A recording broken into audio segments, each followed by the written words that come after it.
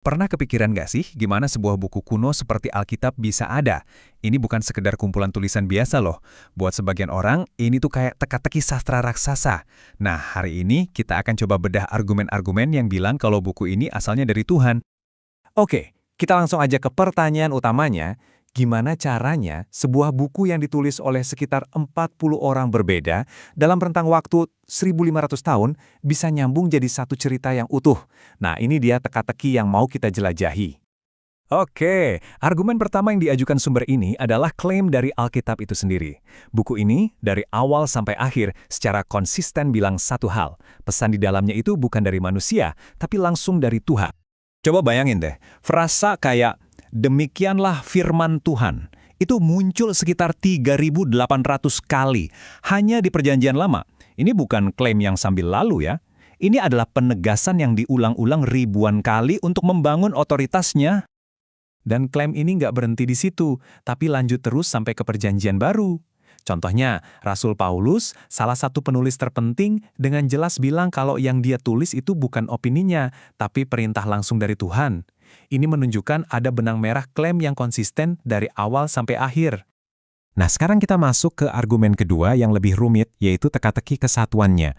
Kalau kita lihat gimana cara Alkitab ditulis punya kesatuan cerita itu rasanya hampir mustahil. Biar lebih kebayang betapa uniknya Alkitab, sumber ini coba membandingkannya dengan Al-Quran. Al-Quran kan dikompilasi oleh satu orang dalam satu konteks budaya. Nah, Alkitab beda banget. Ditulis oleh puluhan orang dari latar belakang yang macam-macam selama ribuan tahun. Perbedaan yang drastis ini nih yang bikin kesatuannya jadi misterius banget. Oke, sekarang ayo kita bedah lebih dalam lagi keragaman yang luar biasa di balik para penulis Alkitab ini. Skalanya benar-benar bikin kita mikir. Poin utamanya begini. Ada sekitar 40 penulis yang berbeda.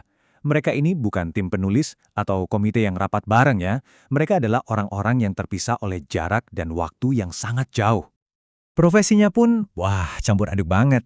Ada raja yang nulis puisi, ada nelayan, dokter, bahkan perdana menteri di kerajaan Babel. Ada juga gembala, pemimpin politik, sampai seorang rabi yang super terpelajar. Susah ngebayangin ada kelompok penulis yang latar belakangnya lebih beragam dari ini. Rentang waktunya juga gila, lebih dari 1.500 tahun. Itu artinya penulis pertama dan penulis terakhir dipisahkan oleh 15 abad. Sebagian besar dari mereka nggak pernah ketemu satu sama lain, apalagi baca tulisan satu sama lain. Lokasinya juga tersebar di 3 benua. Ada tulisan yang lahir di tengah padang gurun Afrika, ada yang di istana Asia, bahkan ada yang ditulis dari dalam penjara Romawi di Eropa. Keragaman geografis ini bikin teka-tekinya jadi makin kompleks. Oke, setelah kita lihat semua keragaman ini, penulisnya, waktunya, dan tempatnya, pertanyaan yang paling penting akhirnya muncul. Gimana caranya semua potongan yang terpisah ini bisa nyambung dengan mulus jadi satu cerita yang tunggal dan konsisten? Nah, terus apa dong jawaban dari sumber yang kita bahas ini? Gimana mereka ngejelasin fenomena yang kelihatannya luar biasa ini? Jawabannya begini. Di tengah semua perbedaan itu, ternyata ada satu kesatuan tema yang luar biasa kuat.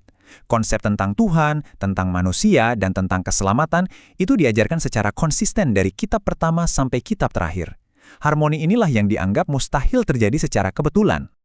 Dan inilah yang membawa kita pada kesimpulan akhir dari sumber tersebut. Satu-satunya penjelasan yang dianggap masuk akal adalah kepengarangan ilahi. Idenya adalah, meskipun manusia yang memegang pena, ada satu sutradara utama di balik layar, yaitu Tuhan yang mengarahkan keseluruhan cerita. Jadi kita tutup pembahasan ini dengan sebuah pertanyaan buat kita renungkan sama-sama. Apa artinya kalau sebuah teks itu punya dua natur sekaligus, sebagai karya manusia, tapi juga karya ilahi? Inilah inti dari teka-teki yang udah kita jelajahi bersama hari ini.